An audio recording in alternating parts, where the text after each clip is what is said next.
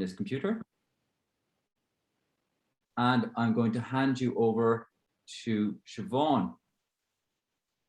Thanks. Morning, everybody. Thanks a million, Cormac. So my name is Siobhan Clancy, and as Cormac said, I'm from Cork City Council Arts Office. I'm the Community Arts Coordinator, assisting the Arts Officer and the rest of the team there.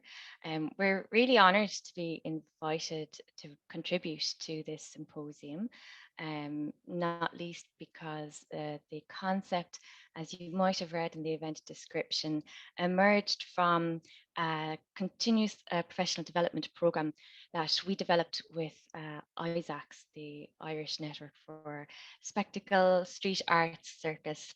And I guess the idea behind that was to provide support for people working in the area of street arts, because now more than ever we're drawing on the skills and expertise and knowledge of those artists as we look to bringing art to a public that needs to continually socially distance, but also as practitioners and producers working in other forms look to see how they might bring their forms into outdoor contexts, which doesn't always easily translate. So it's been a time in which I think the value of street arts and the conversation around positive and creative use of our public space has really come to the fore.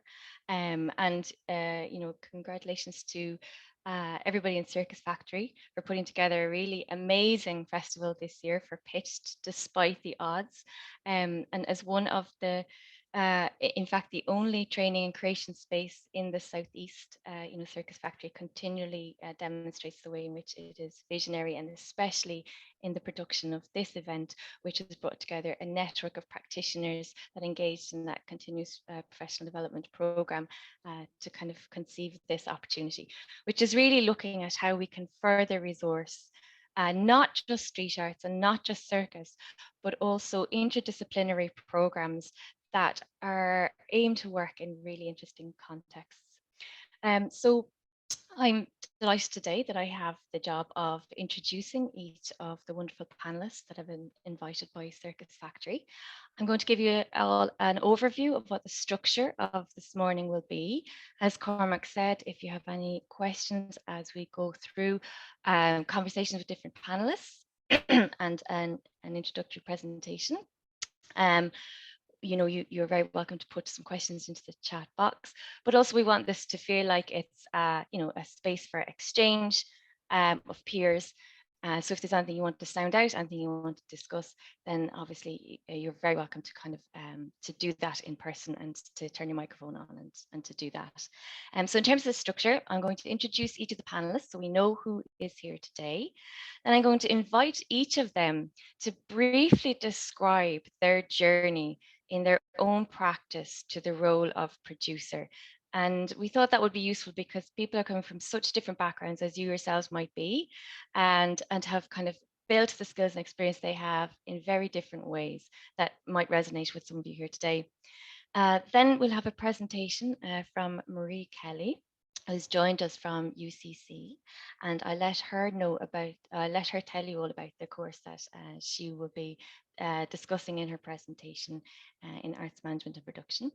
And then we will field some questions for each of our panelists to get a little bit more knowledge from their experience in production, and we'll have a Q&A with yourselves to close.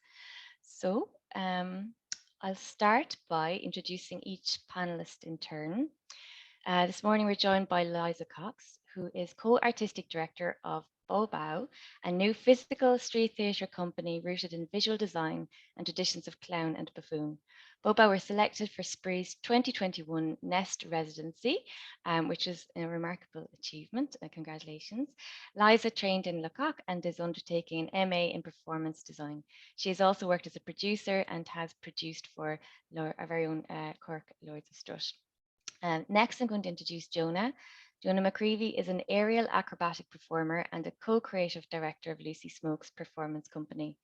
The company produces experimental art circus work that generally involves large installations and long runs of performances. The company has been entirely self-produced since its inception.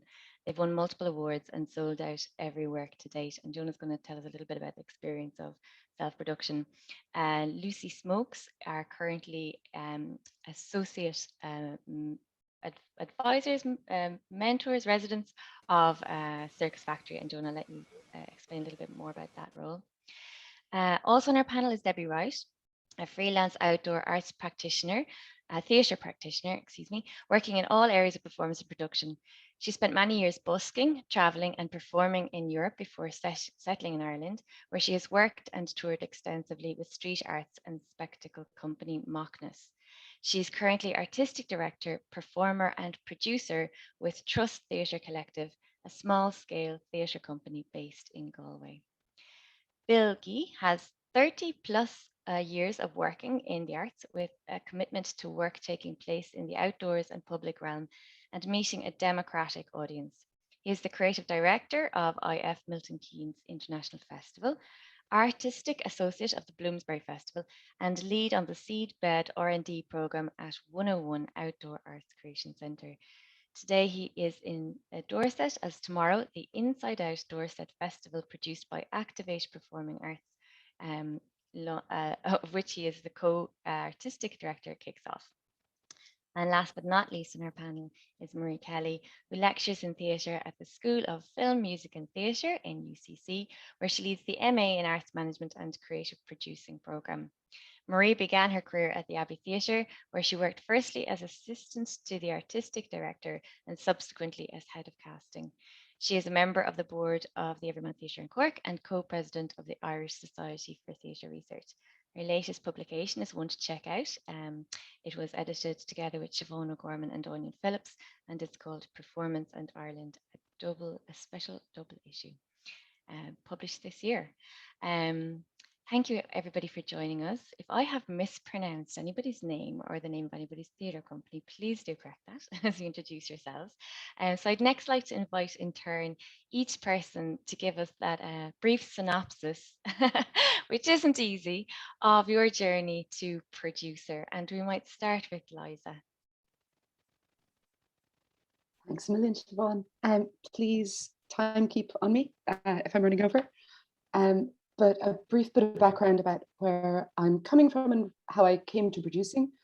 As Siobhan mentioned, my background is in physical theatre and Le Coq, and I trained in Barcelona, and I was also living there for about 7 years. So I moved back to Ireland in 2018. And before that, I've been creating my own work and I've been self-producing. And so when I came back to Ireland, it was really the first time that I was working within an industry. Like the way we were working in Barcelona was just very different, and we've been doing a lot of street theatre and a lot of kind of, our own work. So when I moved back to Ireland, I did a production internship with This Is Pop Baby. So that is how I came to produce for Cormac. And at the same time, I was also producing for another show, which was also in the Fringe Festival in 2019. Called MOOP, which was a small-scale physical theatre, object theatre show for young audiences. And around the same time, that's when we founded Baobo, which is my theatre company. So that was in 2018. And from the start of that, we were working with a producer. Because after years of self-producing, I think what became really apparent to me is that those two skill sets, of course, the same person can do them, but it's very hard to do them at the same time. So it's just incredibly helpful to have someone taking care of the nuts and bolts. And that someone said something really useful to me, which was it's very easy to put on the producer's hat, but it's very difficult to switch back into the creator's hat. So that was where I was at. So yeah, both producing for other people, but making your own work, I found them to be very separate kind of skill sets and separate types of work. Thanks so much, Liza. Really insightful. And Jonah, would you like to tell us next about your own journey? Again, with experience of self-production. Yeah, so I I grew up in the US and grew up in a very rural, poor part of Western Pennsylvania. We didn't have theater or circus or any sort of art life really. And so I didn't attend a performance until I was about 25 when I moved to Dublin. And that's also when I started training in aerial acrobatics. And so prior to moving to Ireland, I had worked in the anti-war movement and the labor movement in the States. And that involved running large organizations. And so that got me a lot of skills that were useful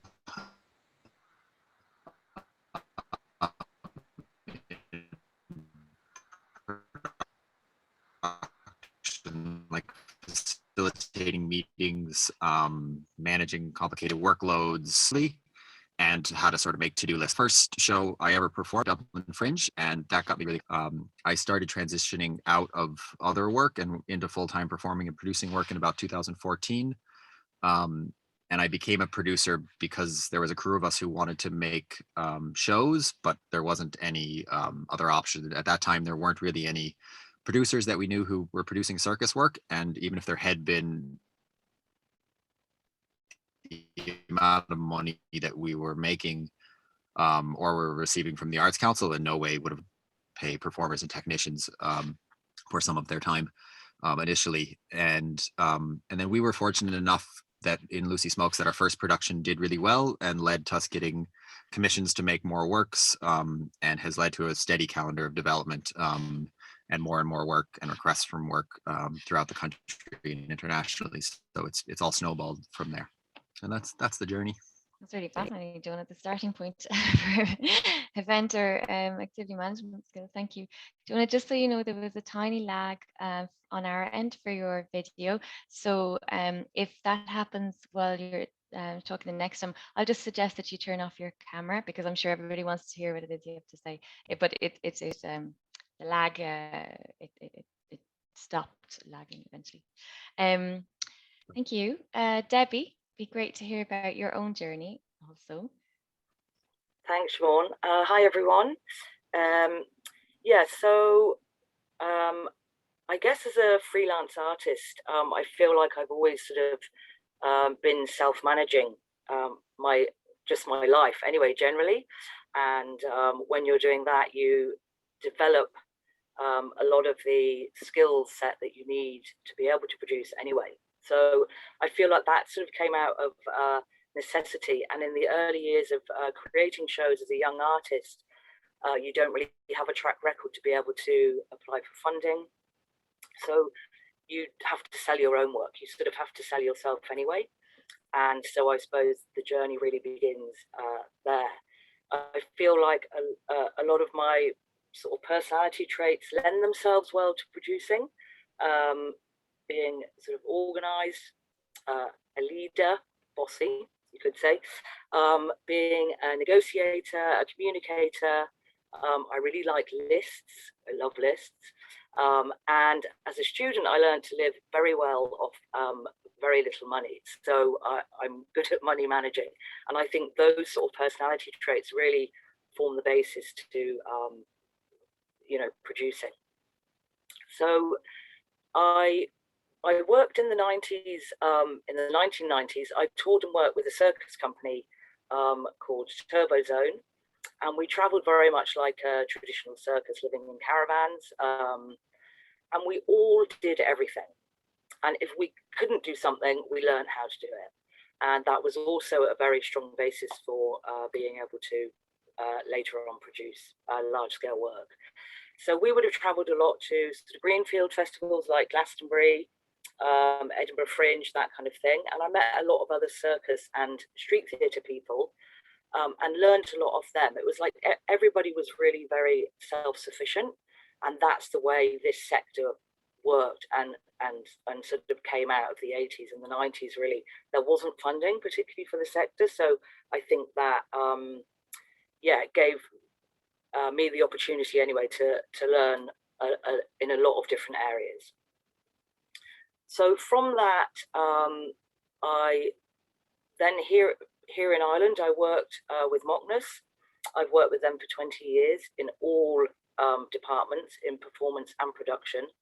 And so I've worn many hats there. That's also given me the opportunity to learn a lot of different roles and see how a large company operates. So to have insight into all those departments has also been really useful. I then managed, programmed and created and produced an area at the Electric Picnic for 5 years called the Village Hall. So produced outdoor theatre and cabaret, and was also a big music venue. And 4 years ago, I founded a small-scale street theatre company called Tourist Theatre Collective. And I found that because I naturally can produce work, when I applied for funding there, I actually took on the producer role myself. So I wanted to use as much money as I could for the art and not for the administration. And so I decided to produce the company myself as well as perform in it. I'm now rethinking that because it is a lot to take on, to be, as Liza was saying, have the creative hat and the producer hat. So yeah, that's sort of where I'm at now. Thanks so much, Debbie. It's really interesting to hear inside of that process, especially coming from the range of experiences you do. And last but not least, before we introduce Marie, who will give us a presentation, Bill, would you like to tell us about your own journey? Yeah, hi everyone, and thanks, Siobhan. There's so many resonances with what other people have said already. I was young, I was into theatre and I did acting, and then I went to Loughborough University, that well-known drama university in the East Midlands of England. And that was a great training there because it was back doing practical things, and there was the opportunity and the money through Students' Union to take shows up to Edinburgh.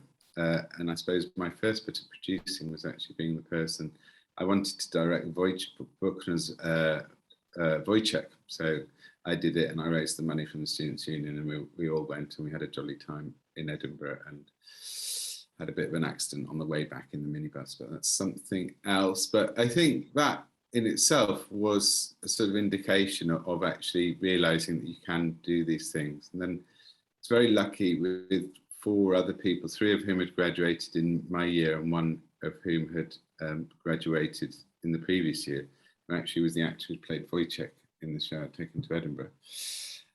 We set up an arts co-op, Touch and Go Arts Cooperative Limited, and we worked like anything. We worked so hard. It was, and we were very lucky. We got a space, which, I can't believe now how lucky we were.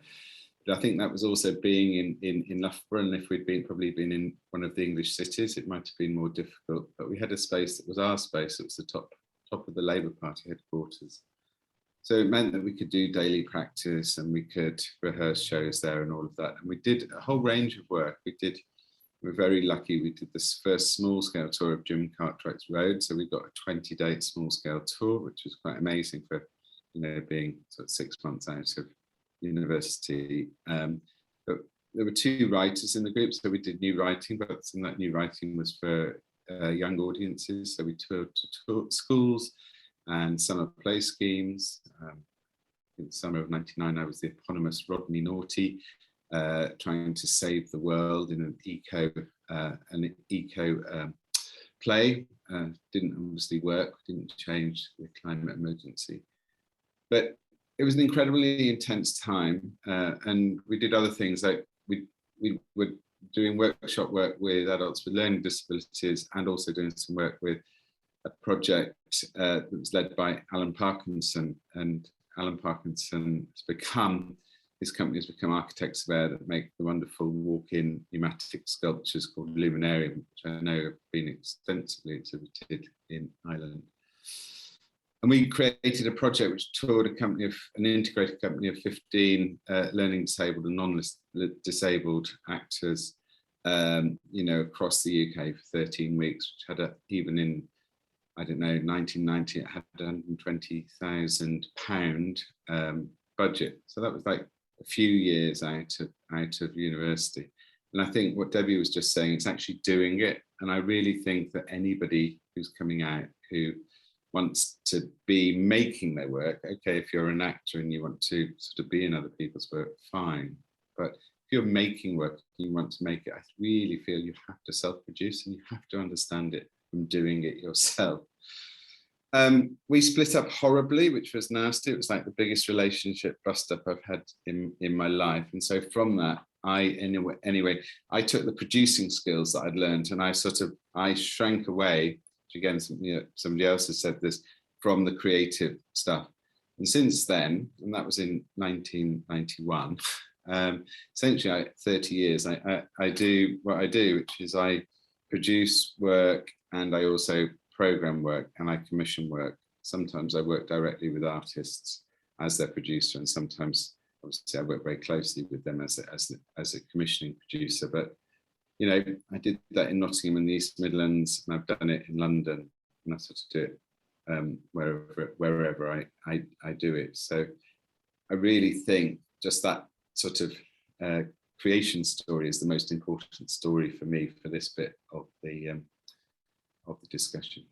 Thanks so much, Bill.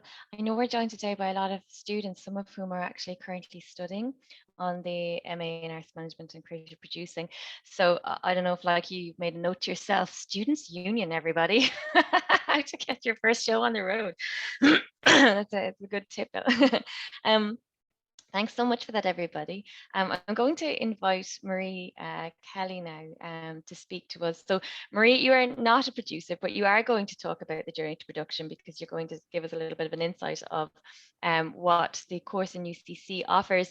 Not that Marie is trying to sell any course to everybody, but more so to give people an understanding of the kind of skills and knowledge and experience that does assist in the development of a producer role, but also I'm sure the kind of supports that come from a network like the student network that you're working with within the classes, but also extended from that. So Marie, I'll hand it over to you then. Thank you. Thank you very much, Siobhan. And thank you, Cormac and Louisa, for inviting me to be here today. I think it's a great honour, and just delighted to be part of the conversation and to be able to talk about the work that my students are doing, and obviously the programme. Just to maybe explain a little bit about my background before I launch into the slideshow, and just to say also to Siobhan, and thank you, Siobhan, for raising that point, just in relation to, you know, about the programme itself. And obviously some of my slides have been used for various different purposes, so I'm not here to sell the programme. I'm here to really talk about really what the programme consists of and what the producers who will come out of the programme will have, and the kinds of skills that producers will need. So a little bit about my background. I've had a really interesting journey through the arts. I think I went into the arts from the corporate world when I was about 30. I was one of those people who didn't have an undergraduate degree. I didn't come from the arts, although I loved the arts. And I found myself working in general management in the Abbey Theatre in and around the mid-1990s, and just falling in love with working with artists and working in that environment, feeling included in the arts suddenly in my life, having that kind of really, I don't know, embracing experience of kind of just being around people making art, and managed to, through the work that I was doing then, to move into the more creative end of arts management, and then started the casting department in the Abbey Theatre around 2000. So I've had a sort of a very kind of meandering journey through the work that I did there. And during that time, actually, I thought, well, I'd like to know more about this, and took a year out and did a master's in theatre in UCD. I'm getting some feedback. Can anybody hear that? Just a little bit. I'm going to turn off my microphone, and if anyone else has theirs on, maybe if you don't mind turning it off, and it'll stop the feedback issue. Thanks very much, Siobhan. So yeah, so I had a really interesting meandering journey through theatre, and luckily not luckily for the theatre, but luckily for me, in the 1990s in the Abbey, there was a sort of a huge deficit, and so it meant that people who came to work in the theatre, particularly at my end of the work, had a unique opportunity of learning lots of different things. So I sort of straddled many different balls, and I found myself kind of really enjoying the kind of the mix and the rich kind of interaction between different kinds of elements of running an organization like the Abbey Theatre. So I was 1 minute doing things that were related to donors and sponsors, and then casting, and then scheduling, and then all sorts of things that were kind of related to the running of the theatre. And at that time, and right through my 13 years at the Abbey, really began to get an understanding for the work of freelance artists, and seeing artists coming through the theatre at very kind of sort of interspersed intervals, and finding that, you know, I could really understand and help to resource in whatever way I could when I was working in the theatre. And I was very lucky during that time also that the beginnings of Theatre Forum happened, and we were able to sort of resource that through the Abbey at the time, and it allowed me to get to know almost everybody working in the arts industry at kind of intervals during the period of time that I was there. And actually Theatre Forum then became a kind of more formal institution after that. But before Theatre Forum, it was a meeting in the Abbey every now and again, and I was the coordinator of that, and was really loved it, and it really fed my own kind of interests. I was also really interested in supporting young artists during that time.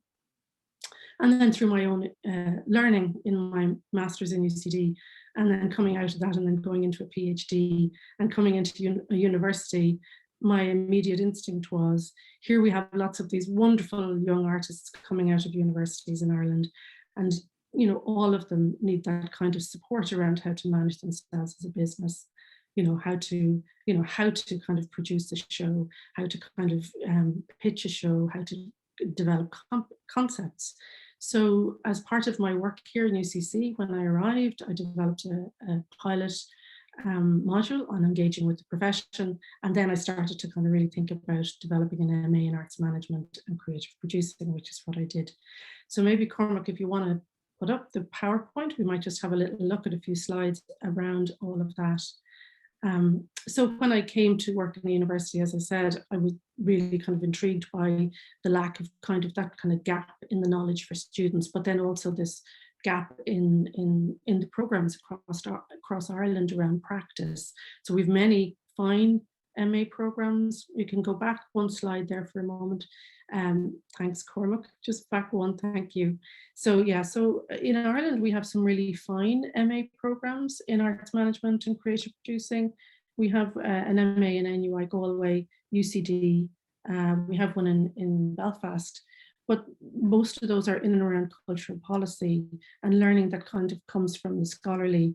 And I was really interested in developing a program that kind of, you know, provided students with the opportunity to learn basic skills. So everything we do here is related to practice, really. So the program is related to practice, but also it's fundamentally about practice and is based in practice. So you can move on one slide there now, Cormac. Thank you. Yeah, so our students come in from any discipline within the arts. We have students from music, we have students from theatre, general arts. We also have students who come in from business disciplines, students who might have real interests in arts or involvements in the arts, but mightn't have training in it. So it's a very kind of broad range of kind of mix of students. You can move one on there, Cormac, thank you.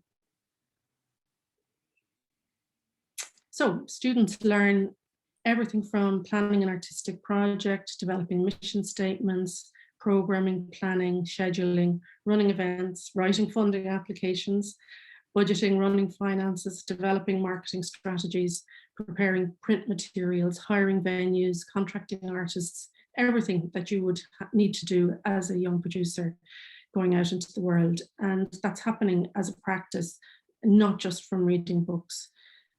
We have a lovely clip here from one of our former students, Katerina Mullally. Hello everyone, my name is Katerina Mullally. I come from Greece and my background is in music education and psychology of music, which is something that I really enjoyed during my studies, but I always felt that there was something missing. So I moved in Ireland a few years ago. I was mostly working in music education and hospitality sector, but then I decided to change my career, and I was trying to find a job where I would be able to combine my organizational skills and my creativity at the same time. So when I saw this master's, I thought that this would be the ideal thing for me to do in the future, because it has a range of modules that we learn a lot, and what's unique about it is that it has a great combination of theory and practice. And what I mean by that is that not only I have improved my academic skills, but also I have learned a lot from the practical work that we do every week. And it's not just practical work, it's everything is based on the festival that we're going to do at the end of the second semester. And this festival, is also connected with the practical dissertation that we have to do in the end. So it's basically all connected, and there is a balance between theory and practice, which I really appreciate, because I'm a practical person. So yeah, I'm really enjoying this. And what I would also like to mention is that I have become a better person, because what happens in this masters, and that is what is actually very unique about it, is that we cooperate and we work as a team. And this is really important, because as a future arts management or producer or any other role that we might have in the arts sector, it's really important to learn how to work with people with different backgrounds. And as a person that is not from Ireland, I have felt very welcomed here, and that's why I would really recommend this program. Thank you. Thanks, Cormac. You can move on to our next slide now. Thank you.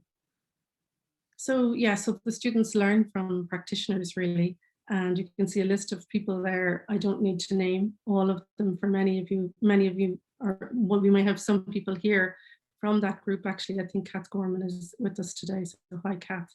So along with myself, we have Rory Donovan, who's actually the person who's one of the founders of Quarter Block Party. We've Martin Drury, who worked at the Arts Council and is also a director. Aisling Fitzgerald, who's actually an opera producer, and I think she's here with us today too. Hi, Aisling. Eileen Gleeson, who runs the Opera House, and Kath, as I said. Fiona Carney, who runs the Glucksman Gallery. Eamon Maxwell, who's an arts advisor and a visual arts curator. And Lorraine May, who runs the Cork Midsummer Festival, along with Conal O'Rian, her colleague, who runs marketing in the Cork Midsummer. So the students are learning from practitioners really is the kind of the bottom line there. So do you want to move on? Cormac, thank you. We'll speed through the last few slides very quickly. So students coming out of this program then will go into general roles in arts management, but then very often they're looking for roles that will be in freelance producing, or they may want to produce their own work as artists. And they, you know, the kind of the application of the learning can kind of go across many different kinds of work within the industry. So you can move on there, Cormac, thank you. Are you with us? Thank you. So in the classroom, as Katerina was saying there, we learn as a balance between theory and practice. And so students are always reading, but they're always making at the same time. And you can move on one very quickly there, Cormac, thank you.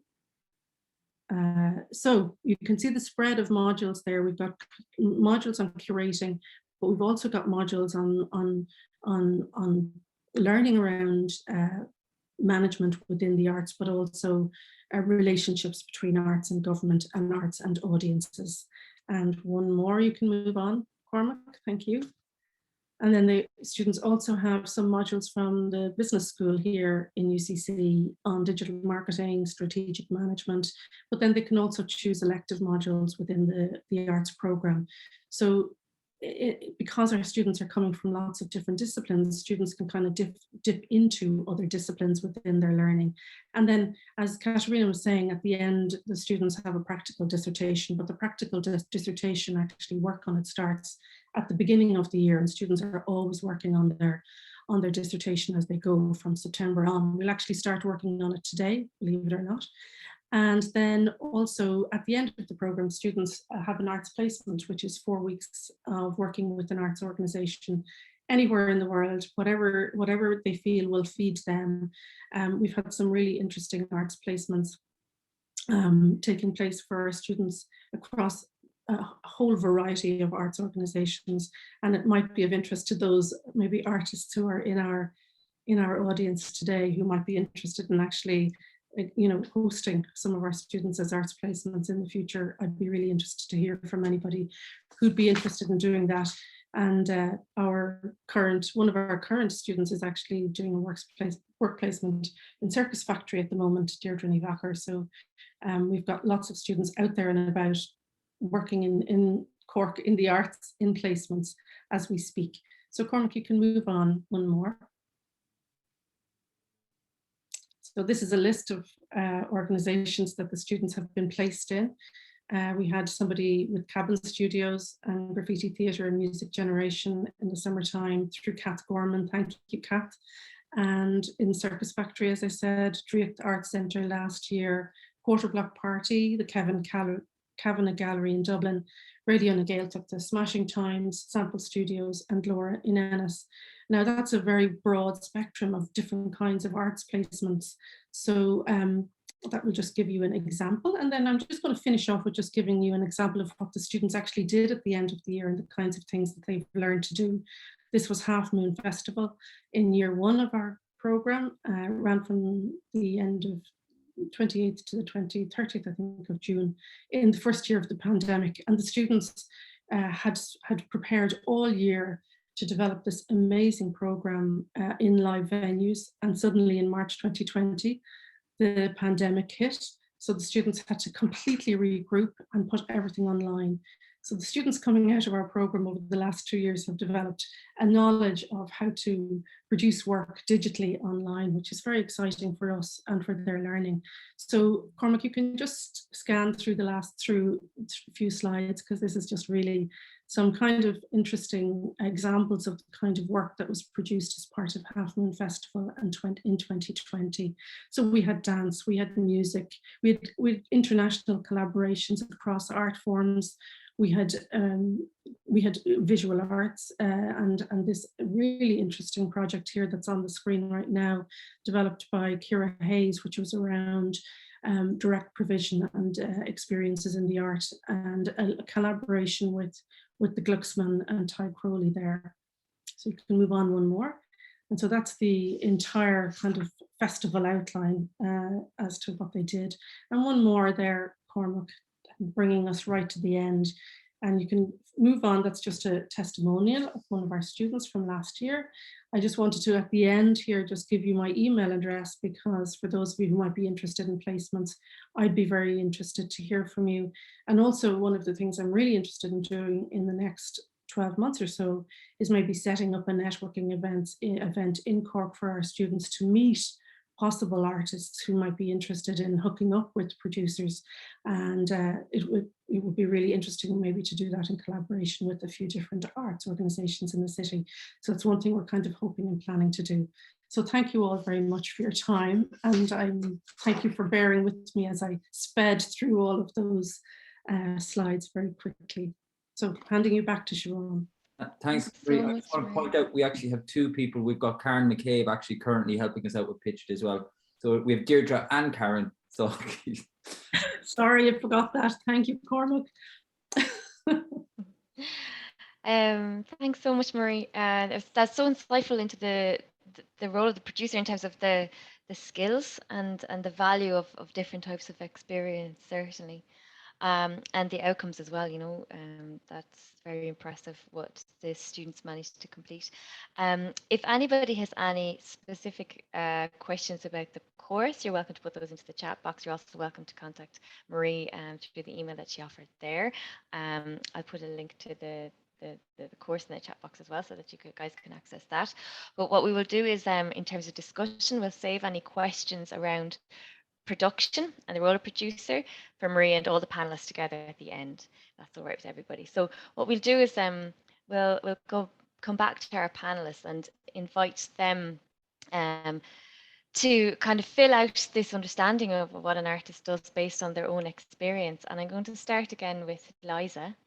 And as you described in your own experience as a founder and a performer at Balbo Theatre, you recently received the Nest Award that we mentioned at Spree Festival.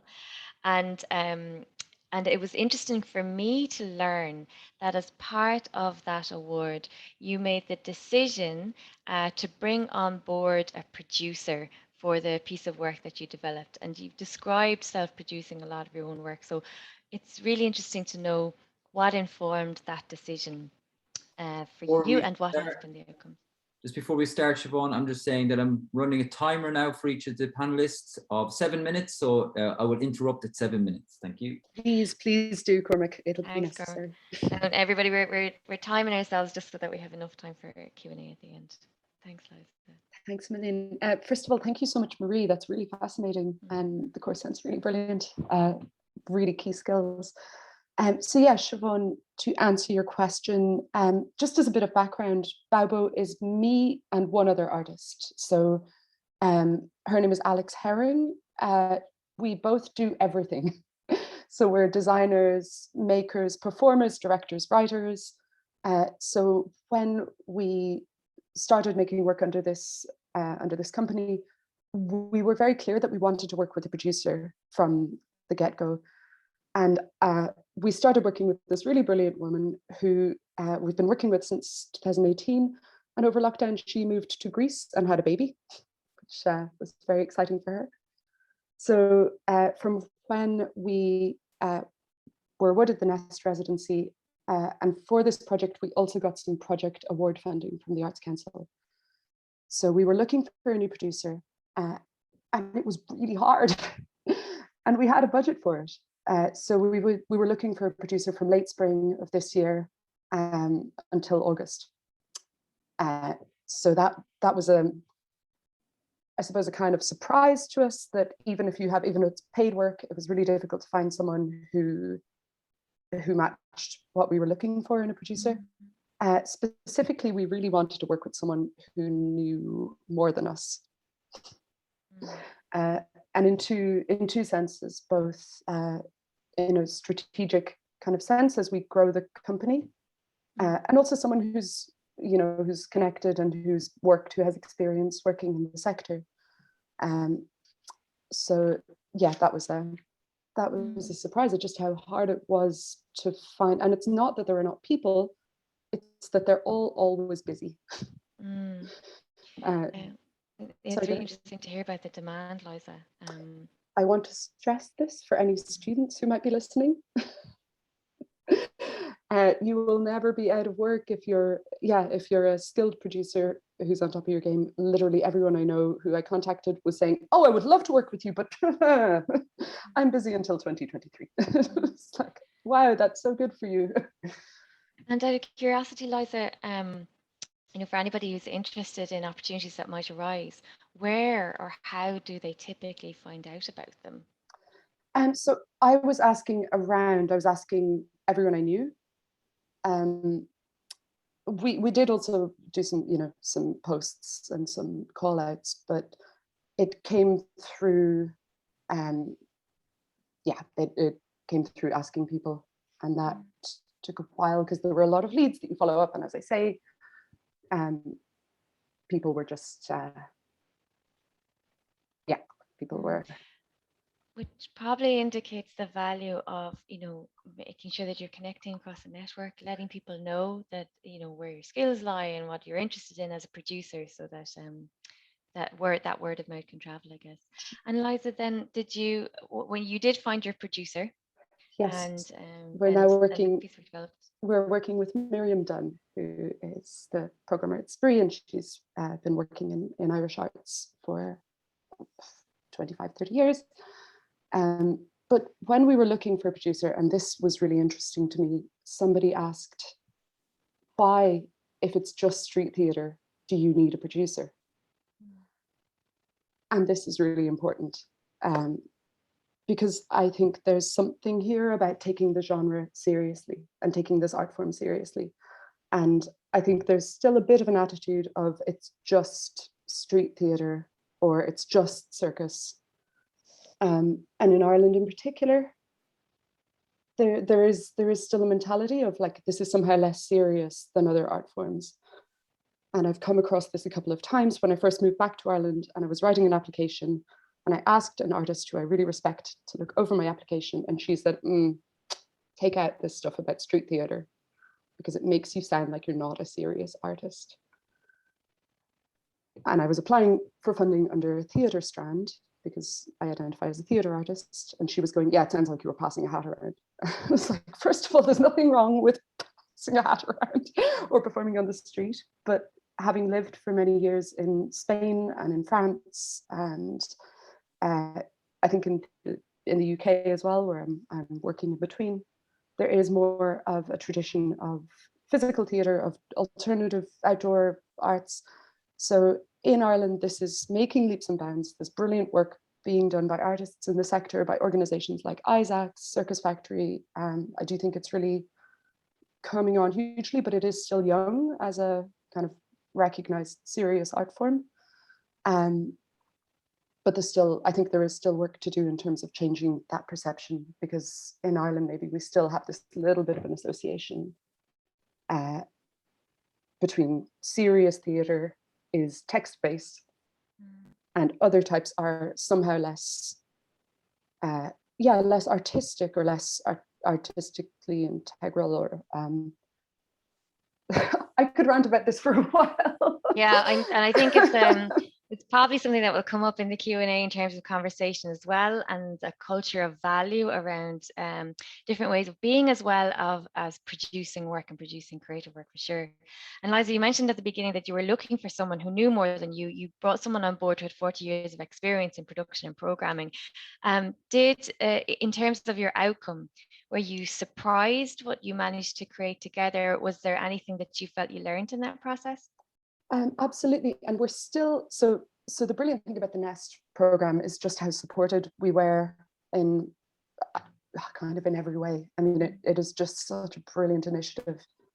So that production, everything was taken care of for us, and we were also given the space and the support and the mentorship and the time, and yes, what we were able to create was completely something just much bigger than we would have had we been struggling to do everything on our own. And now to use that as a springboard and to take that work and bring it forward, it's been really brilliant to be working with Miriam. And we're going to perform the show at Pitched Festival, shameless plug. And that's next weekend in Cork. Brilliant, which is an opportunity to actually see what the outcome is, and maybe even chat about the impact that the producer role makes.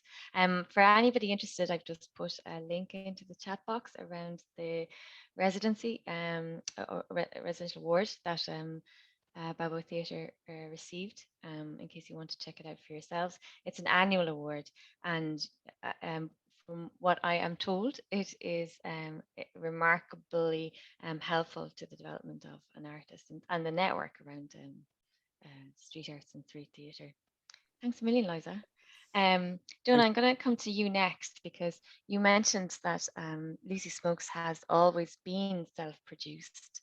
And so it would be interesting for us to know how you yourself, as someone who is also a performer, manages the different hats you wear, because you had mentioned it's hard to put back on that practitioner performer hat, and maybe you can tell us about the specific responsibilities when it comes to a show and you are in the role of the producer. And another thing I'm curious to know is how you make sure that that producer role is adequately resourced, because I imagine when you're self-producing a show, you're making a lot of sacrifices in order to see the ambition of that show through. So how do you make sure that all of the roles are remunerated and recognized at the level that they should be? Yeah, so if my video starts to lag, just tell me and I'll go back to just voice. Um, so I spent a bunch of time thinking about this question, and in the end, I just wrote down everything I did and then tried to separate it out and what is a producer and what is not. And just sort of full disclosure, like I run Lucy Smokes with Elaine McCaig, and so this whole workload is basically split between us. So there's the obvious stuff that isn't me being a producer, like writing and conceiving of new shows, performing and choreographing in them, fabricating aerial structures, designing and building sets, loading and unloading vans, and then doing all the rigging and the setup on site. So that's all sort of obviously non-production stuff. And then when I started thinking about the producing things, I sort of broke it down into 4 main categories. And then I'm just going to go through the details of how I do it, because I think that maybe that's the useful thing. So the first thing is looking for funding opportunities and basically planning a company into the future. For us right now, we've been really lucky in that there was people before we started in Circus had already made Circus an art form in the Arts Council, and there was already a funding stream that we could enter. So we were standing on the back of giants to begin with. And the reality is, for funding right now, it's fairly straightforward. Like the Arts Council website is very clear in terms of what funding is out there. And as you continue to, like, basically, you're just always looking for funding opportunities. You sign up for lists for European funding opportunities. A lot of it is just stuff that comes through email or through word of mouth. But in general, in terms of funding streams, it's pretty clear with the Arts Council when things are due, what the opportunities are going to be. The Arts Council is good about putting out opportunities for people to apply for. So looking for those funding is fairly straightforward. We've done a lot. Yep. Sorry, Jonah, there was just a tiny break in your video. It came back okay, but I'll leave it up to you to decide if you want to keep camera on or off. Sorry, I was also enjoying the lovely background. It's nice to see some nature on the screen. Yeah, no, sorry. I've been moving to try and find better internet. So basically the main problem I've seen in artists self-producing work is that they start funding applications a week before they're due, and then they put in incomplete or poorly thought out applications, and then they get discouraged because they get rejected. So that's I would say that's a majority of people who are having trouble self-producing. That's the problem, is that you don't actually, when the Arts Council tells you when things are going to be when the applications are due, and it's just a matter of not procrastinating. You need to start applications months ahead of time. You need to be thinking about what you're going to write, and you need to be getting the supporting partners and all that information together months ahead of time. If you're wondering what the application is going to be on the week of, you probably should wait till next year, because it just takes longer to put together a good application. So and then in terms of planning for the future, that's something that we really would have to do ourselves, because we're really choosing what work we want to do and which direction we want to go artistically. So that's conversations that Elaine and I have about where we want to take the company and what sort of work we want to do. And we've done corporate work, and we've done participatory art, and we've done sort of our more sort of art circus performances. And so then we've made choices in terms of which direction we want to go. The next thing is talking to festival producers or event directors. This is like basic email. This is a lot of email work that I think anyone does. Even if you have a producer, this is something that you're going to have to do. You're going to have to be emailing back and forth to them. This is something that I really enjoy. I like talking to people. It's never been a problem for me to talk to strangers. I think in this case, if you're somebody who isn't comfortable talking in a meeting or explaining your work so that it sounds exciting to somebody, then finding a producer is really important. Because I think that is there are artists who make amazing work, but if you put them in a meeting, it's hard to get a sense of what that work is out of them. And so if you know that about yourself, then it's finding a producer who can really hype you. You need to find a hype person. And so that becomes key then. In that case, for us, we love talking about our work. And so that has been fine. Like we really, that's been one of our strong points, is just engaging with festival directors and maintaining a good relationship. The next thing is budgeting and payments. So our budgets range from, a few thousand to upwards to close to 100,000. But the math in terms of doing a budget is just addition and subtraction generally. Sometimes there's a bit of multiplication. In terms of the details of it, like we break people down. They have a weekly rate, And then some people would have a daily rate, depending on their involvement. If you're only bringing a person in for a day, you'd pay them on a daily rate or 3 days. Whereas a lot of the performers who are doing weeks of rehearsals, they're all on a weekly rate. So that's set out in the beginning. We have a policy, basically, we pay ourselves the same amount to perform as any other performer. And we also operate open budgets. So any of the creatives involved in the process are allowed to look at the budget at any point. And we found that is really helpful because it, besides just building solidarity in a sense that you're not working for a company, this is a project we're doing together, and it also then forces us to be a little bit better in terms of how we manage budgets because they could be looked at any point. So going into more details on that, like when we sit down with a project, let's say we would have about 10 or 20 people who would get a fee out of that project. So we open an Excel sheet and we write down those 10 people, we put down their weekly rate, how many weeks they're going to be, you add it up, and then you have expenses. So that's a fairly, it's fairly simple. I think one of the keys for us, and this is a very silly thing, but it's really helped, is that we were doing multiple projects a year and we had multiple budgets in different Excel files for a year. And then you would go say, how much money did we pay that person in 2018? And we'd have to go find that budget, and that budget would be in some random folder. Things got a lot easier when we put all the budgets in different sheets in Excel. So it's a really simple thing, but it means now I can open something like called 2009 Taxmaster, and it has every project we did and all the sheets are there, and you can do your taxes, you can do everything out of it. That is a really simple thing, but it actually helped loads. The main thing about budget, go ahead. That's 7 minutes. That's 7 minutes. Okay. Basically, I think the main thing about budgets is just not having a system in place. You have to have a really rigid system about when you pay people, that you tell them when you're paying them, and you mark it down, and that all the receipts go into a specific folder. It's about systematizing that. In terms of contracts and hiring, that's another thing that we do as a producer. Most of our hiring is done informally because we're training with people and then we end up working with them. We do contracts, and we just have a contract that we change the names of for performers and then change specific details. But that's a fairly easy thing to do once you have a good example contract that you're happy with. And then the housing, transport, and logistics part of production is something that we do actually sometimes have people help us out with. So that would be it. I would sort of class some of that work as project management or production assistant. So that would be something where there is somebody who comes in and sometimes does some of that work. And then the last thing that I think a producer does is they oversee kind of the technical, and they make sure the show actually happens. But because we're doing so much of that naturally, we'd sort of be overseeing ourselves as a producer. We'd be overseeing our own work. So we're sort of able to eliminate that production work because I am the technical director of the company, and I also am the rehearsal director. So I'm making sure that happens, and I don't need a producer looking at what I'm doing over that. So I think those are the sort of 4 things that I thought about.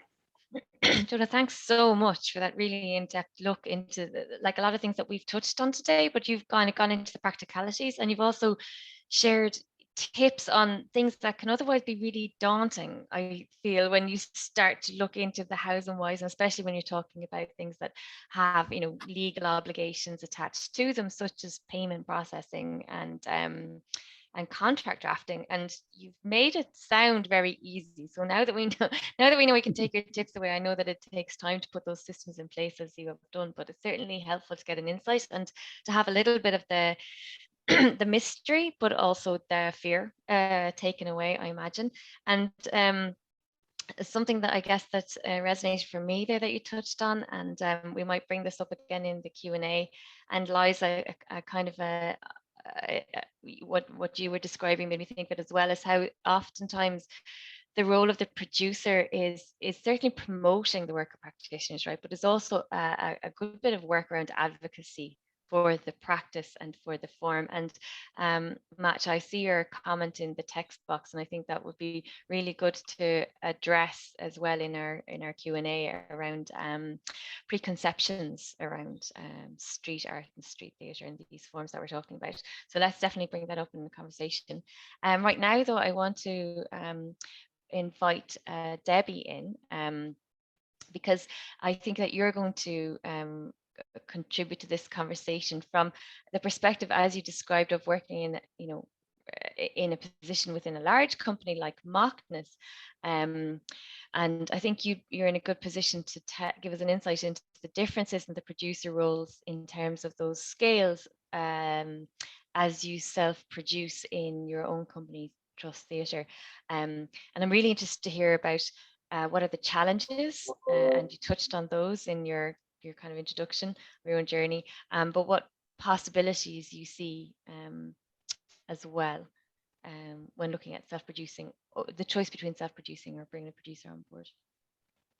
Okay, yeah. I think, yeah, I suppose the main thing with producing, I wasn't a producer with Mockeravy, but because I've worked in a lot of the departments there, I would have managed a lot of their smaller scale work.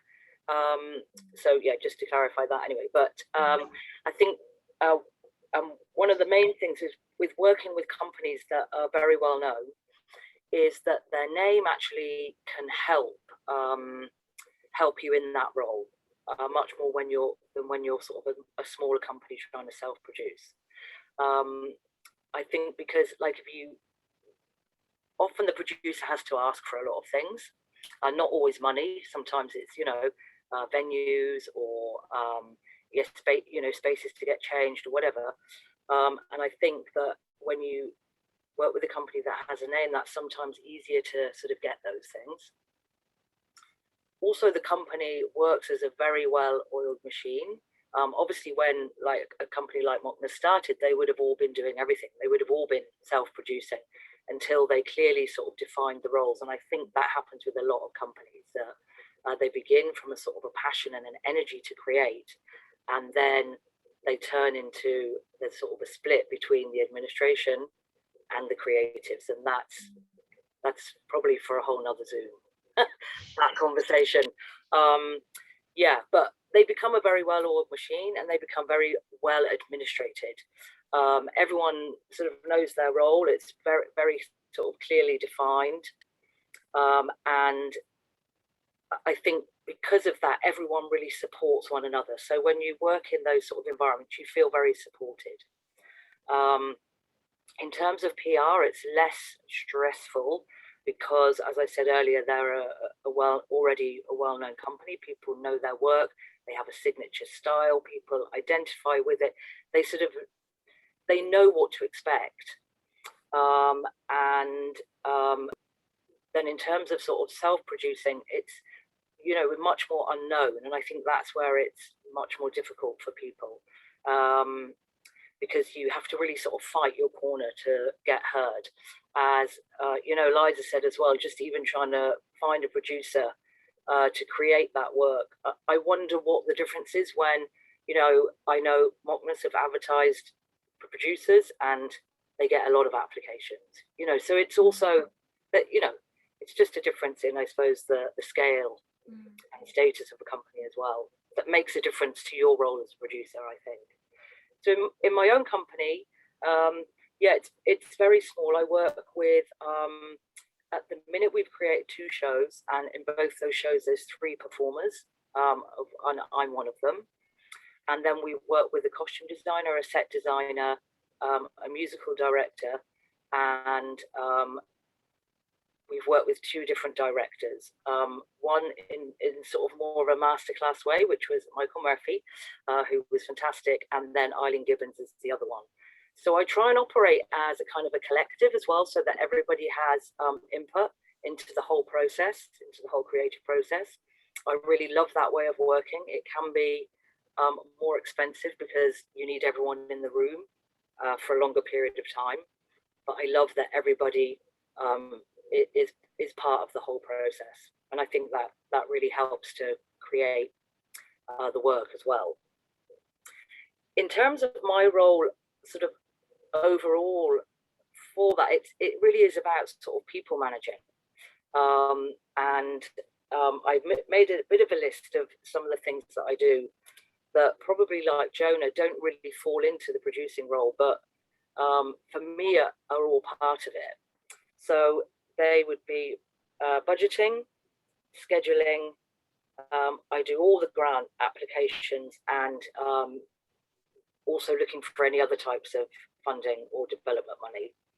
I deal with all the website and all the digital marketing, PR, all the admin. I do all the maintenance of the props and the costume. I deal with all the storage. In fact, most of the stuff is stored at my own house because, you know, that's another cost. And I do all the networking and the pitching of the show as well. So I suppose they're part of being an artistic director of the company and running the company, but for me, they're, you know, slash the producer. So I might call that a creative producer. I'm not really sure of the definitions. And I didn't even realize I was the producer until someone told me. That's what I do. You know, because when you grow up in a culture where you're just so used to doing, you know. Absolutely. I think yeah, most artists are used to that, yeah. Yeah, it didn't really have a name. Yeah, but I mean, one of the biggest things I'd say is to try and get work or the placements, which look amazing.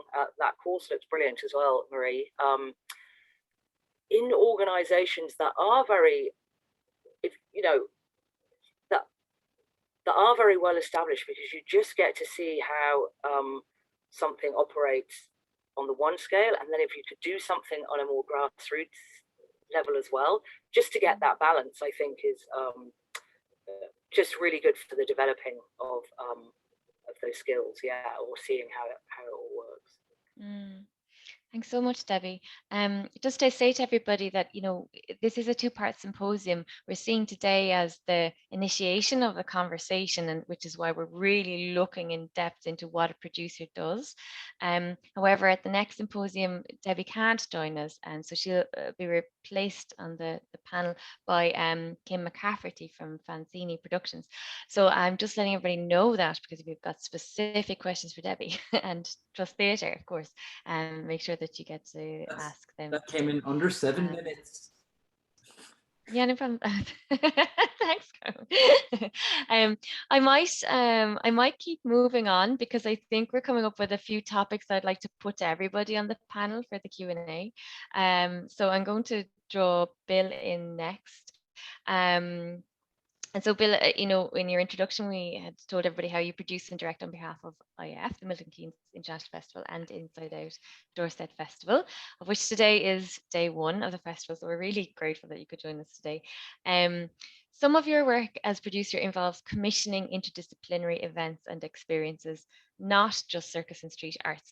That speaks a little bit to Debbie's point about that broad experience of, you know, being a creative producer kind of across forms. It seems to be common amongst most producers.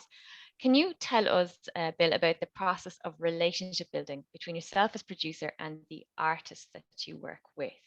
It's come up a couple of times in what people have been discussing, but it would be great to get an insight into how this relationship impacts on the work from your perspective, not just the logistical elements that we've been talking about now, but also the subject matter, the kind of creative outcomes and the mode of public presentation, whether that's an exhibition or an event or something more akin to a performance. Of course, it's mainly about love, but I'll come back to that in a moment. So actually, I think I wasn't going to do this, but so after Touch and Go finished, and I was in Nottingham. I'd moved from Loughborough to Nottingham, and I ended up being in a situation where, you know, I'd sort of done theatre and community theatre and working, you know, doing workshops. But then I ended up being in this position where I was working with all sorts of people, and Nottingham was a hotbed for experimental live artwork in the 90s, perhaps the strongest place in the UK, weirdly, for a few years. And I just happened to be around that and connected to it.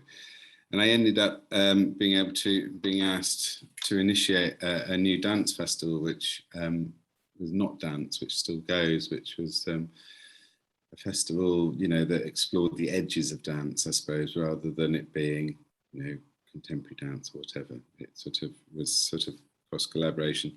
And also through that, I then also was asked to be the director of, there was a funding programme sponsored by Barclays Bank called Barclays New Stages that went through the Royal Court Theatre in London, but then under the the wise guys of the wonderful Stella Hall, who some people may know from when she ran the Belfast International Festival.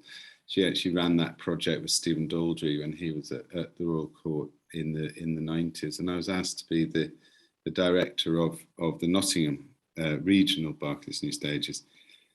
And so what was great with this was I was working with extraordinary artists, and I think working with, you know, cross-disciplinary artists, you know, this is in the 90s. And then I mentioned earlier, that I'd worked with Alan Parkinson, and I'd worked with him in this early project called the Touchbag Project. And then he went on to develop Architects of Air. And I was very close to him, and we actually sort of grew the business together in some ways. And we were invited to a festival, Viva City, which is the it's a presentation festival in Sautrey-les-Rouen, which is one of the main hubs. It's like a post-industrial suburb in the north of France, but it's one of the hubs of the support and creation of Art de la Rue et Cirque, you know, so they have a big creation centre. And I was actually there I think we presented one of Alan's first inflatable works, Acropolis, there in, I think, 95. So it was sort of the same year that I was doing Barclays New Stages. I was doing, I think, the third or fourth edition of the Not Dance Festival, working with extraordinary artists. And what really struck me taking Alan's work to this incredible festival in France was the absolute quality of the work that was being presented in the outdoors, made by, you know, artists in France. And this, I think, was at the height. If you think that major investment into outdoor arts in France sort of came in 1990, it was a political decision. It wasn't a natural decision. It was just because the government decided to spend hundreds of millions of francs why France has such a big street art scene. It was a political decision. And so by that time in the 90s, of course, that had matured to actually make incredible companies. And I was just totally stunned, not with the work, which was stunning, but I was stunned with the audience. And, you know, for me, what it really, absolutely from that moment, was a sort of road to Damascus moment of seeing what, you know, in my bio, I describe as, you know, a large and democratic audience, an audience of everyone, experiencing work made by artists absolutely at the top of their game, presenting work in the public realm, and people responding, you know, in such a myriad of ways. And so what it showed to me is, okay, well, you've done these really interesting festivals working with, you know, the Not Dance and Barclays New Stages, as well as other things I was doing. But actually, the audience that has met has been, you know, essentially a privileged, educated audience. I wouldn't necessarily say it was like a money audience. It wasn't to do with class. It was to do with education. It was to do with access. It was, you know, probably very few people in those audiences didn't have a degree. And so I just said, okay, well, that's great, but actually I think we can make extraordinary art and present it in different places and in different ways and engage an everyone audience. And so that, I suppose, 26 years ago, is sort of my moment I still feed on. And so things like you asked me about sort of cross-disciplinary artists. So somebody I wanted to talk about a little bit was Kathy Matthews, who's a sonic artist. It makes really weird squeaky bonk music, you know, at the very far end of contemporary music in terms of her work. But she also does a couple of other projects. And one of them is sort of sound furniture. So essentially it's creating furniture, and particularly a suite of beds that she's made. There are 6 of them around the world, which you get into, and then you experience, you know, the composition through what the bed plays to you. But with her, it was very important to sort of develop a relationship with her by going to see her work, like meeting her, then making sure I went to Porto and saw her work in Porto, and sort of developing the relationship, talking. And then an opportunity came up, which was to do with the canals and the fact that the Grand Union Canal links London to Milton Keynes as well as other places. And we hatched the project of her walking from her studio in East London to Milton Keynes along the canal, doing lots of recordings, which she did. And then I put her together with a more conventional composer who does dots. She created a new composition for voice, which was recorded, and she created a work which was like an integration of those two sound sources played through the beds, which we didn't do in a gallery. We took over an empty shop near the market in Milton Keynes and put it there. And so over the 10 days of the festival, maybe 4,000 to 5,000 people, 4,000 to 5,000 people, not 45,000 people, experienced that work. And it's weird, but actually people totally got it, and people got an incredibly strong experiential sense from it, and it connected them to the canal and that. So it's just one example of working with an artist in a context, and it's to do with time, and it's to do with love, and it's to do with absolute connectedness to the project. You have to love it. You really do have to love it. You have to be able to talk about it. If you can't, you really need to work on that before you do anything else. And you need to express that love to the people you're wanting to sell it to, and all the other things that practically I feel so much has been said that I don't really need to say any more. It's such a brilliant panel of speakers that have gone before me. And sorry, Cormac, I know that was 9.3 minutes or whatever. All good, thanks. Thanks, Bill. Finished with love. Yeah. We were all waiting for that moment. I wanted to stop with that, but it's interesting that you've kind of brought us full circle around questions that are coming up, which is in terms of the role of the producer. Where does it stop? Where does it end? With what you've outlined for us and what the other panelists have,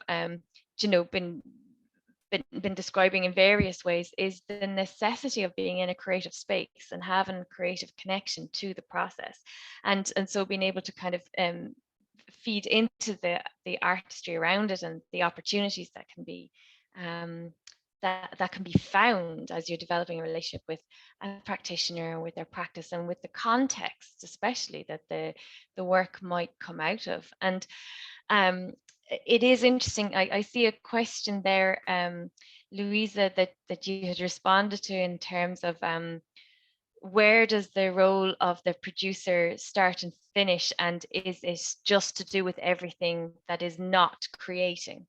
Whereas what the panelists here have touched on are the elements of creativity and art that is actually core to the production role as well.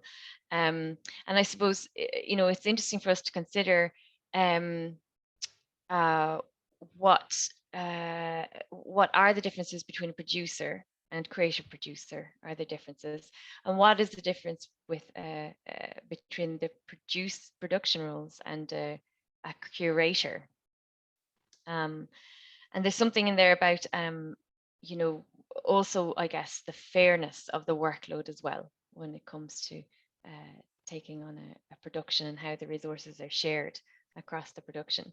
So I'm interested to hear from the panelists, as well as all of you here today in the audience, if there are, I guess, if a line should be drawn in the producer role, and where that should be, and where it should be open, I suppose, to possibility as well. We might go back to gallery view, Cormac, so that everybody feels invited to jump in there. Jonah, I see you want to come in. Thanks. I think that it's a really good question, and I think that in the end it's the producer's role to make sure that everything happens for the work to happen, and for the work also to be good. So if a producer comes in and there's things that they're saying that's not my job, it's their job to make sure that someone's doing that job.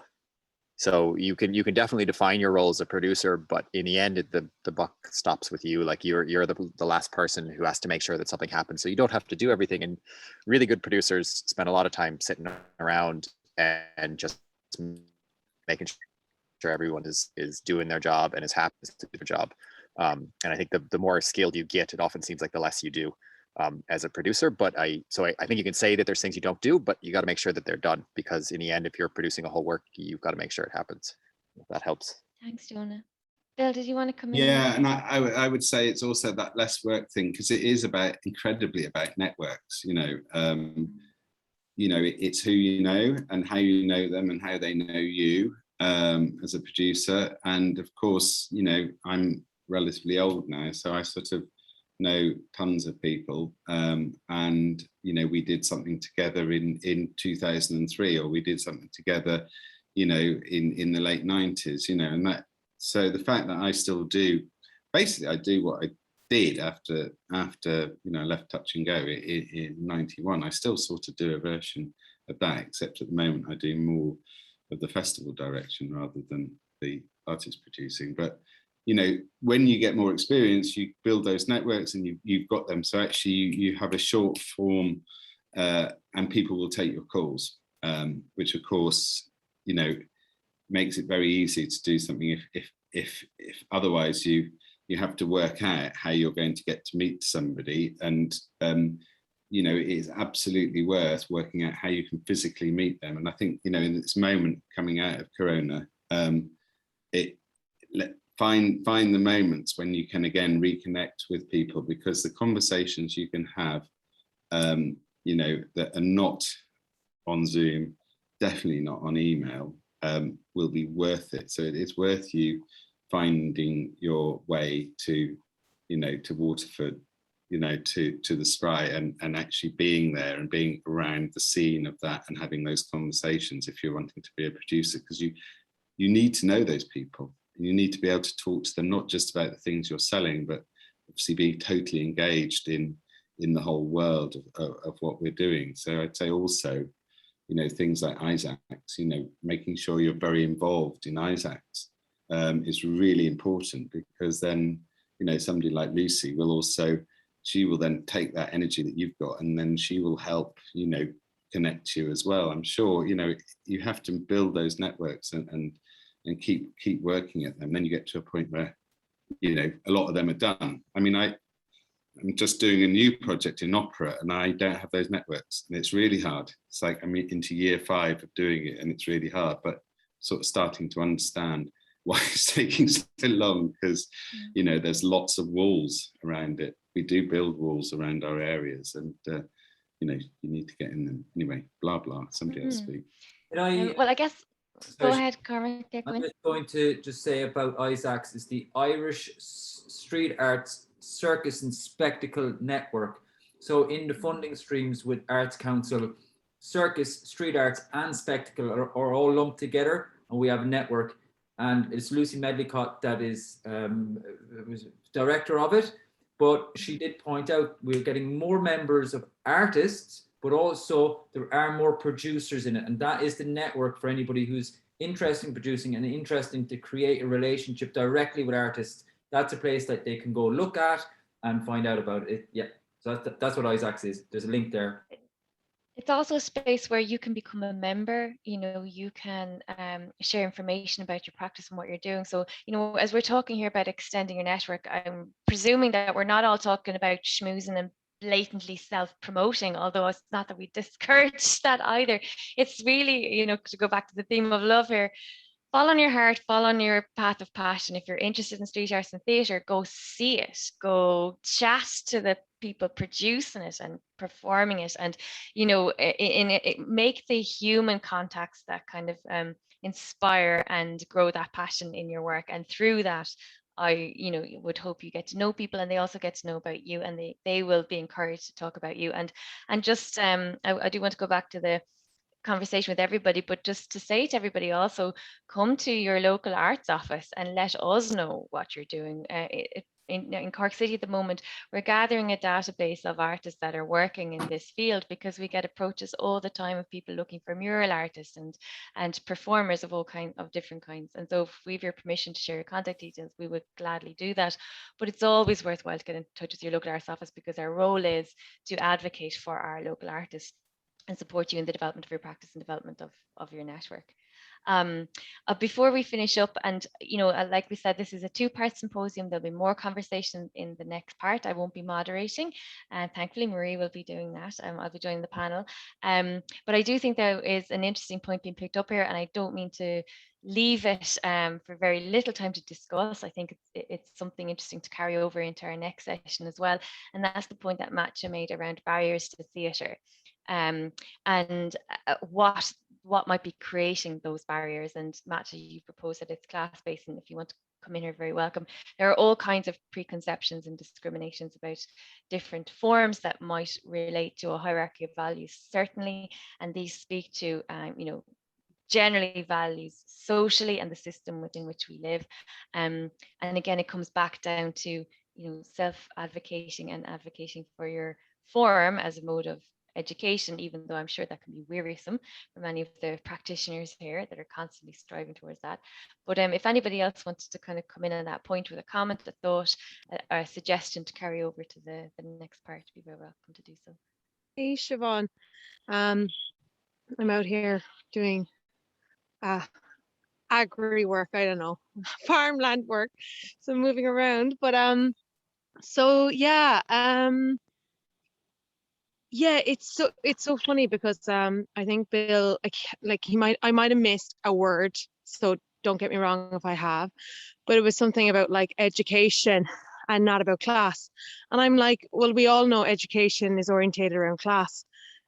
So there's something there that is like circus is a classic, and I'm going to talk about this from a very personal perspective, because then I can own it.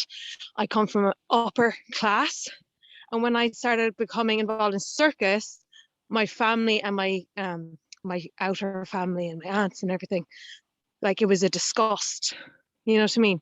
So this is a perfect example of the idea of lack of knowledge and lack of education around what is circus and what is performing arts even, and dance and all these things that make no money. Realistically, that's what it's around. So I would, I really feel just really, when like say Debbie's sharing about all the work she's doing, and then she's also an artist, and I feel like that's the pity we have. In some cases, is so many artists are now bellowed down by producing rather than creating. And what if that wasn't the case? And then on the other side, it's a beautiful concept of learning how to produce. But then, there's to's and fro's from both of it. So I'm just going to leave it there because it could be digging a massive hole. And I just feel like it's a really interesting aspect. And I just think Liza, I think people need to stand up and talk about it like Eliza is, basically, and others. So yeah. So Matthew, that's an excellent proposal for the conversation to continue in the second part. I'm aware of time right now. It's just after 11:30. So I might invite Bill, if you want to make a comment there, and then hand back to Cormac. But we will make a note to continue the conversation. Thanks, Matthew, for coming on there. So sorry, Cormac might well be able to say this, but there have been some amazing questions that have been coming up in the chat, which I've not really been able to monitor. But also, Cormac, is there a way that people that say over the next couple of days, if there are any other questions that come up, they could send them to you, and then you could share those with us as a panel, so that we can actually, in a way, continue the conversation that people want to have? I'd be very happy to do that, if say on Monday or Tuesday, a précis of those questions came into me as a panelist. My email address is cormac@circusfactorycork.com. I do find that I would think that we are at a very interesting juncture. You said France had a very political decision to go to street theatre, and we have companies like the big puppet guys that were in Limerick a couple of years ago, and they're very much like, it's free for everybody and it's about participatory arts. So because we're coming out of the COVID-19, street arts is at a place where we can bring it up to a place where we have the recognition, because even when we look at circus, street arts and spectacle are all considered one art form and are all drawing from one pot. We don't have different strands within it. So even though it is recognized, we can get more recognition, and getting more recognition from that area means that we have better, not better work, more diverse work, more stranger work on the street. And it's that educates the audience. Like if I go to the circus, if I go to the traditional circus, I will see different, let's say multiple classes at a traditional circus form. When you do street theater, there is no barrier. So it's a fascinating conversation. So I'd be interested to anybody to put questions or put their opinions in an email to us via me, and we'll address this with the panel next week. And you know, it's always good to keep things on time. So I suppose all that's left for me to say is thank you everybody for taking part and coming. And thank you very much to the panel for such a fantastic conversation starter. Yeah, and to think a lot. Tomorrow night's culture night. So go out there and soak up some culture. Bet you're not going to be left in the building. So everything you're going to soak up is outside. Okay, that is me. Stop.